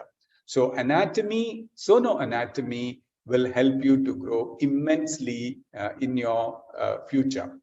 And now from the nerve block, what is interesting, the current concept is interfacial plane blocks, where you deposit the drug between the fascias. And this has become a huge component of modern anesthetic practice, both in truncal blocks and in abdomen blocks. So for breast surgeries, it is the PEG block, the SAB block, it's the serratus anterior plane block, and laparotomies, it is the quadratus lumborum block, the transversus abdominis, the TAB block, and transversalis fascia block, erector spinae block for spine. So there are immense interfacial blocks which has come into vogue and has completely revolutionized the practice of regional anesthesia. In fact, the cardiac anesthetists were thinking that they wanted echo only for the transesophageal echo and transthoracic echo. And across the world, a new movement has started now in going for parasternal blocks for sternotomy incision and fast tracking the patient. This has become one very important step in open heart surgeries, and the sternotomy pain has been taken care by parasternal block. And the interfacial plane block has a lot of people questioned it, whether it is very effective, because when you go for a nerve block, you know that you're depositing the drug around the nerve. You see the circumferential spread of the drug around the nerve. But in an interfacial plane block, you don't see the nerve. You just need to place the drug between two fascias. And does it work? The answer seems to be yes. And it is driven, if you place the drug between the two fascia and a larger volume, this drug dissipates both macroscopically like a bulk flow or a mass flow and goes and hits the nerves which pierce the fascia. And also it has got a microscopic movement. And the spread depends upon the pressure gradient in which the drug was put between the two fascias, the velocity, the direction of the injection, the recoil of the distended facial plane, the sliding movement of the facial layers, and the movement that happened because of every single respiration. There is a movement of the drug. So This is an excellent article on the essentials of our current understanding of abdominal wall blocks, and it describes a lot of mechanisms on how effective the interfacial plane block is. So one of the things that we need to do is, apart from the cadaveric dissections, to view some beautiful pictures, schematic diagrams like this, the anatomy of this, and then when you start doing the block, then you will know this the sonoanatomy pretty well. So you see, when you want to do an abdomen compartment block, it's important to see the 3 muscles of the anterior abdominal wall. And then when you track, then you will actually, I will come and show the sonoanatomy, the quadratus lumborum muscle, the psoas muscle, and the erector spinae muscle. So the advent of ultrasound has, even simple blocks have become excellent for a laparotomy incision. And for example, an incisional hernia, it's important to go for the rectus sheath block. You just have to place the drug here. See how beautifully you can see. And this is C1 do 1 block. You need not undergo big training to do this block done. So you see that's the linea alba, and there's the rectus on either side, and you place the drug here between the muscle and the posterior rectus sheath. So this is the tab block, again very effective in part of a multimodal analgesia, provided you know how to place the drug. And you see a classic tab block being given. So you know that, yes, so you see the external oblique, internal oblique, and the transverse abdominis. This is the neurovascular plane. You can actually bring and in plane and come and place the drug here and open up this space and give a volume of about 20 ml. It works extremely well.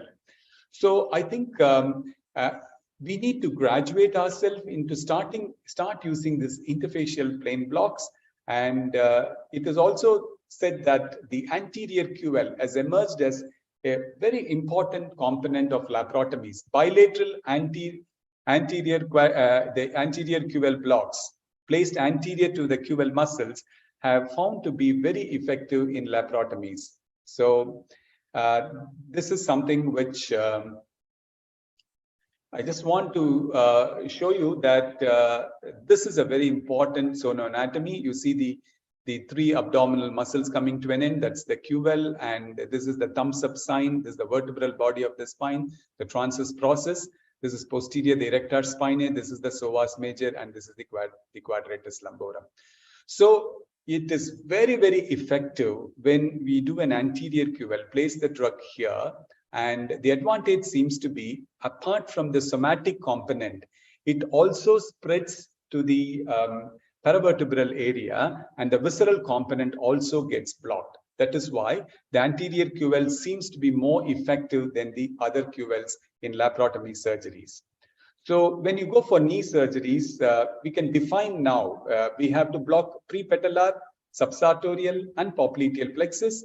And you have so many options available when you go for knee surgeries. This has been the growth of regional anesthesia. The advancement in the technology and the technique and our understanding based on the cadaveric studies and the drug spread, many blocks have emerged. And this is something which is very fascinating. From the femoral block up to the lower part of the adductor canal, this is the sonoanatomy. And based upon where you keep your probe, you can see different structures. And we have designed in our hospital, we go for the dual subsartorial plexus block. This is based upon the studies here. When you placed in the distal adductor canal, you'll see the drug spreading to the posterior tibial plexus. So you are approaching the parts of the sacral distribution through the anterior approach. So this is something which we routinely do, and we find it extremely useful. And our audits indicated that when you do a dual subsartorial plexus block in a total knee replacement, it becomes an effective component of postoperative multimodal analgesia. And here I would wanted to recommend, just because we used the dual subsartorial plexus block, it's not that we didn't give them other analgesia. So patient gets 4 gram paracetamol, 90 milligram of ketorolac, plus this block. and rescue will be opioids, because pain is carried through several different sources, and we need to give non-steroidal inflammatory drugs, and also we use dexamethasone in the preemptive analgesia, because every tissue injury produces pro-inflammatory release of substances, and this increase sensitizes the nociceptors. So 1 dose of dexamethasone, non-steroidal anti-inflammatory, paracetamol IV given before the incision, there's a huge a decrease in the postoperative pain. And I just wanted to tell you that procedure-specific multimodal analgesia have to be come into play. For want of time, I don't want to go into the nitty-gritties of it, but this is the dual subsode block, and it's a 2 injection that we do. And the first injection, you see what we cover, and in the second injection, you see what we cover. And this is something, it covers the entire the nerve supply to the knee joint. And this is something has completely revolutionized our postoperative opioid requirements in major spine surgeries, including scoliosis surgery, and just depositing the drug between the transverse process and the erector spinae on either side has made a huge difference to our patient. Adjuvants, we use adjuvants, and we do audits of our adjuvants. And I think the adjuvants which I would strongly recommend are, it is based on clear logic that the entire melting pot is the dorsal root ganglia. And here is where the pain gets accentuated, or the pain can be inhibited. So the drugs that we have found to be effectively used and literature supports are, of course, that we do not know several facets, but we ask ourselves a question, are we doing good to our patient or not? I think adding adjuvant, I find it's extremely useful to the patient. And the drugs that we use are dexamethasone and dexmedetomidine. And how much dexamethasone? 4 milligram and 8 milligram. 2 different doses, even 6 milligram have been tried, found to be effective. How long in TKR it is effective? Close to 18 to 22 hours in our clinical audit. And definitely this is far more beneficial when you use and plan a single shot block. And dexmedetomidine, when we use at a dose of 1 microgram per kg along with the local anesthetic solution. And there are a lot of studies which says that you give a block and give either dexa and dexmedetomidine intravenously. Does it prolong the duration? Answer is yes, but perineural placement is far superior to intravenous drug. This is the take-home message I would wanted to give. And now we are moving towards, in the last few minutes, these are all articles from yesterday's American Society of Regional, latest article. So where is regional anesthesia moving forward? It is moving forward to structuring it to specific patient population and specific blocks for a specific population. So in this study, Australian New Zealand hip registry, it clearly indicates the outcome has been better in those patients with hip fractures who received on arrival block in the emergency room to decrease their pain, and then subsequently where there was a regional analgesic technique used in the immediate postoperative period. So this is the conclusion of the study. So clearly indicating the role of regional anesthesia in modern anesthetic practice. This study shows, now they compare bupivacaine and liposomal bupivacaine. It was always believed that liposomal bupivacaine is a wonder drug. It will increase the duration, but this study has negated it. It said, in this particular study published yesterday in American Society of Regional Anesthesia, it indicated that it did not prolong the duration of brachial plexus block. And the FDA has approved this liposomal bupivacaine to be used in interfacial plane blocks. And there are several studies which have shown that liposomal bupivacaine is very effective in interfacial plane block, but probably it is not very effective when it is placed in the perineural region. The reason being the rate of release of the local anesthetic from the liposome, the capsules may not be uniform. And that's why it could be not functioning the way it functions in the interfacial plane block. And this is again, I was telling that anterior QL is very good. And this article challenges this, and it says that it may not be very good. The reason I want to tell this is, Regional anesthesia is in the process of evolution, where each one of us have to contribute our outcomes. It's not like general anesthesia. General anesthesia, the learnings are over a century, but for regional anesthesia, it's only decades. So we need much more studies, larger RCTs, much more controlled trials to say where we are going. And there are several articles, but clearly proving the advantages of ultrasound guided block. This is an excellent article on a qualitative systematic review, and it concludes that it's excellent for anesthesia and analgesia. It seems to be the definite benefits on the large RCTs, fast onset of block with ultrasound, and reduced dose of local anesthetic, reduced dose of nerve injury. And now the AI and ultrasound for the beginners or those who are going to get new machines, there's going to be an artificial intelligence equipment incorporated within the ultrasound. So the minute you keep the probe, it will tell what are the structures there. Immediately it will come in. So you will know, oh, this is the subclavian artery. This is the subclavian vein. This is the anterior scalene muscle. So the minute you keep the probe, immediately the structures get labeled. This is because of the use of artificial intelligence, and I think this will make the blocks much more easy to perform. And it is also interesting that there are a lot of evaluation that is going on in training a person in regional anesthesia, educating a person in regional anesthesia, and something has emerged called as a global rating score. This is something phenomenal on structured teaching of regional anesthesia. And this is very important to know that these kind of studies are required about not the experience of a person, but it's the expertise of the person and the predictive validity of a human individual to do a block. So much of advancements are going on in how education has to be performed in using the ultrasound. And there are a lot of executive summaries which clearly show that we are moving towards safety with the use of ultrasound. And I know my time is coming to an end. So we need to be the change.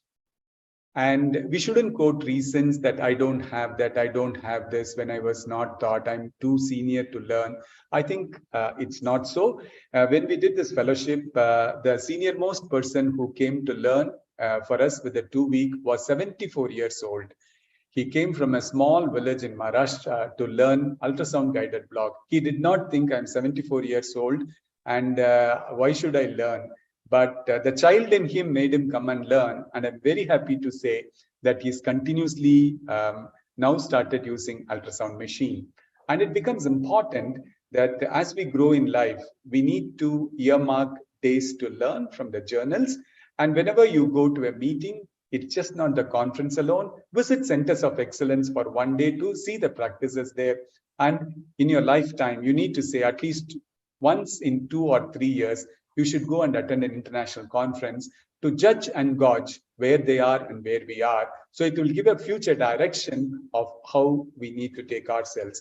And the last thing I want to say, don't equate anything to money, because many of my anesthesiologist friends with whom I studied, who are practicing in various parts of India, they say that if they give GA, they get more money. If they give spinal, they get less money. If they give block, they get much less money. And because of that, they don't want to give blocks. But after some time, I think money is not everything. Once your basic requirements have been met, I think you need to go to mastery of every single aspect that you could do for the benefit of the patient. And I would strongly recommend, if you're in the beginning phases, you should choose a block a week and learn a block. Get into the journals. Many free articles are available. Google it and watch a lot of procedures and videos. And in India, AWARE is the torchbearer of learning in regional anesthesia. If interested, to become member of that. And once you become senior, educate your junior and do an audit of every block that you perform, and you know at which level you are, accept failures and move forward. And when somebody talks about each one of us, it has to be, they have to think we are innovative, we are pretty unique, and we are very world class. The happiest people don't have the best of everything. They just make the best of everything they have. And I want to make each one of you, request you to make the best use of the infrastructure you have to give the best to your patient. Thank you so much for your patient hearing, and sincere thanks for the online anesthesia platform, Dr. Edward Johnson, sir, and Dr. Rajesh JEYAPRAKASH, for giving me an opportunity to share my thoughts with all of you. Thank you so much. Thank you very much, sir, for a wonderful presentation and throwing lights on the current practice of regional anesthesia. So he rightly said ultrasound is not the end of the tunnel. We have a long way to go. So with that, Rajesh sir, please. Yes, sir. Sir, thank you, sir. Thank you very much for that excellent lecture, sir. We have some queries here. Sir, you talked about the learning, how to learn ultrasound guided regional anesthesia. So, in your experience, what do you think is obstacle for this type of learning, and how to overcome this type of obstacles, especially for the beginners? Sir, can I be absolutely truthful? The major obstacle, I would say, are the teachers. So because when the teacher does not know, he does not want to incorporate the particular practice into the system. This is what has been told by many teachers to me. That's number one. Number two, the ultrasound machine is not freely available. The department would have procured it, but many times they tell me it's under lock and key and it can be used only specifically. That's number two. Number three, I think in institutions where this has to be done, there should be an introductory session, as I said, with the blue phantoms. And needling is the biggest problem. Getting the sonoanatomy right, most of them get it right after some repeated scanning on volunteers. But then to push the needle towards the neural tissue and keep the probe there is very challenging. And this is one limitation.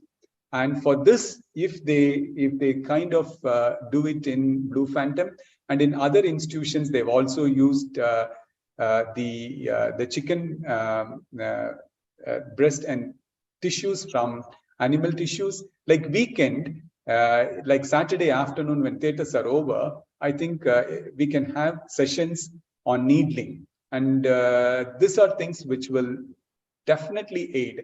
And that's why actually what I personally feel is if a country has to grow immensely, it has to be teach the teachers.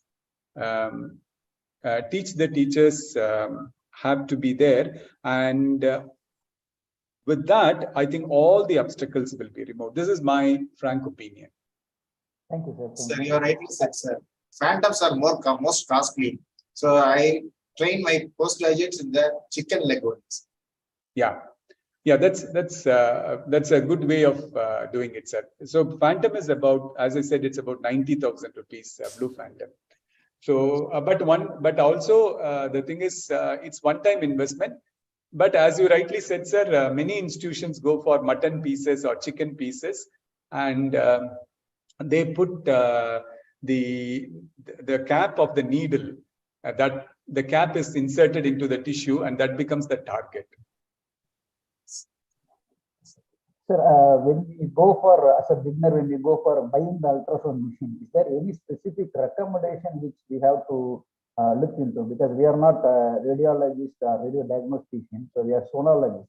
Is there any specific thing which you have to look into when you go for peripheral nerve block and other things? Sir, number one, I think there are certain important factors, like there are machines which are available for cost is definitely everybody considers it.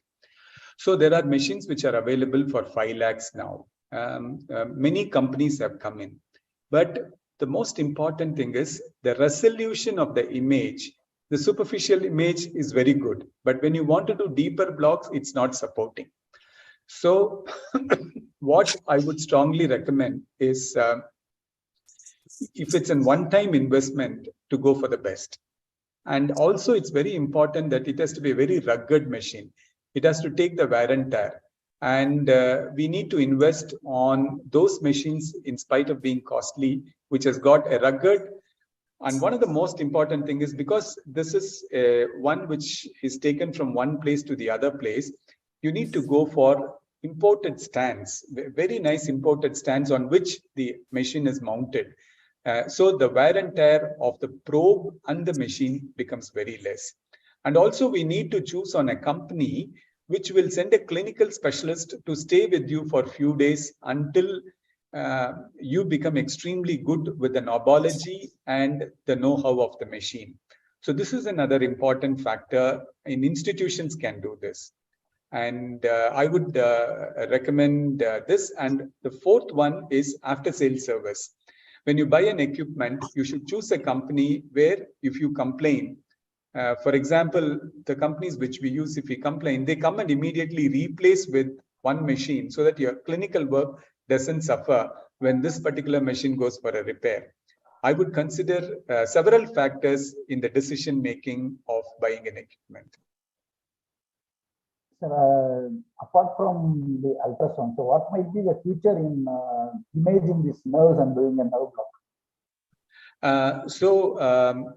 I think now, if you see, the future is towards going in for excellent imaging techniques. And now, for example, we have got probes with 24 megahertz up to 30 megahertz, where you will be able to see the nerve so clearly.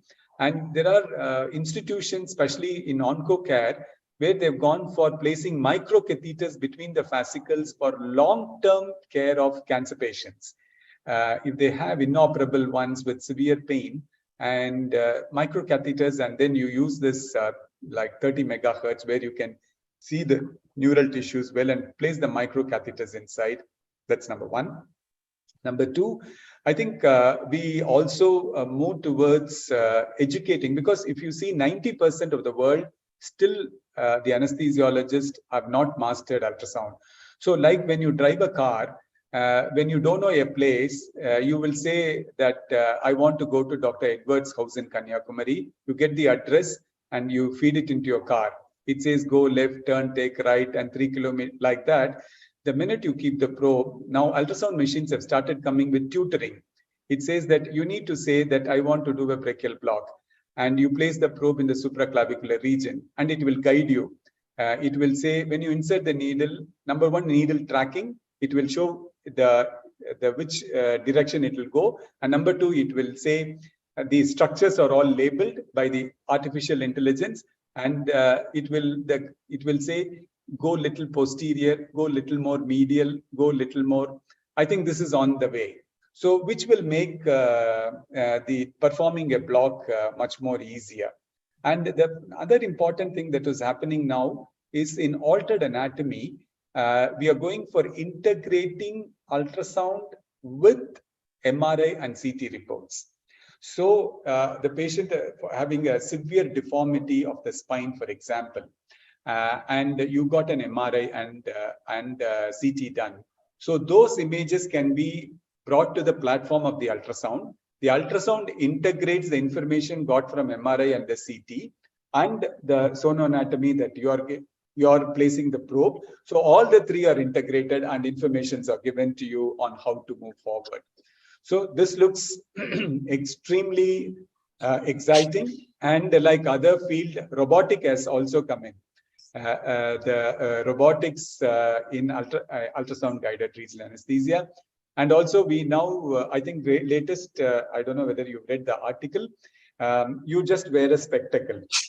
And this spectacle is the one where it is reflected from the machine, and you needn't see the machine there and give. The ergonomics goes off. You wear that ultrasound spectacle and you will be able to see the needle directly. So phenomenal advancement has been happening in the technology, and we are in for a very, very interesting period. But as of now, the biggest progress that we can make is every single anesthesia that we give should, irrespective of whether it is general anesthesia, spinal, epidural, a regional block to be given. And we need to make sure that a component of multimodal analgesia and make sure the VAS score is less than 3 the first 48 hours. I think this is the one which I think we should keep it as a target, and this should be the future. for every single patient who is undergoing anesthesia. Regarding the local anesthetic systemic toxicity, we have multiple protocols, one from AORA, one from ASRA, and AAGBA guidelines also are there. So which one will be easy to follow? And ideally, if you see, I would recommend all the three because they are not based on large-scale studies. And the first guideline came from American Society of Regional Anesthesia, and Weinberg, who proposed it. I think it's pretty simple to follow one. And I think all the other are improvisation. Number one, I would keep it very simple. It should be available. Number two, you should know how to use it. All the three, one of the guidelines you can follow, end result will be the same. And at this point of time, I also would want to say it's a reversible cardiac event. And if it is not reversing with intralipid, you need to continue the CPR. And there are enough case reports to show these patients either are put on ECMO or they've gone for on bypass. And after a few hours, it's all reversed and the patient becomes awake. Reports are there. So unlike other cardiac event, here you continue to do an effective CPR.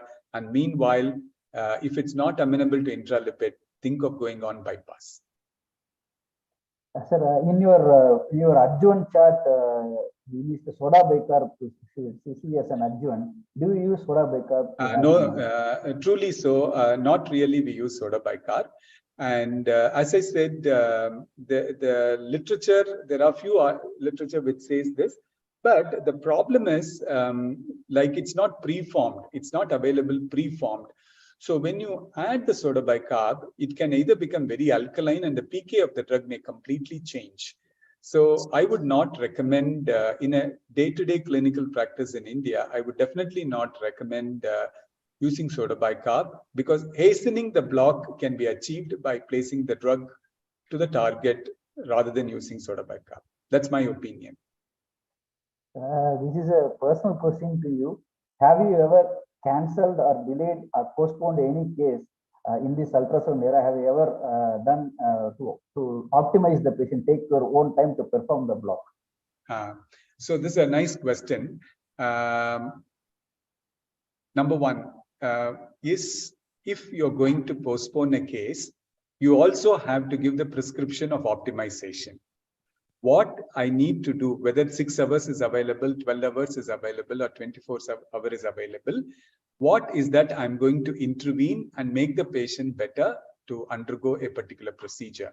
That's number one. Number two, also look for avenues of trying to do the case even then, at that point of time, going in for more site-specific, procedure-specific anesthesia and analgesia. So, try your best, especially in trauma situations. You try your best to do the case at the earliest.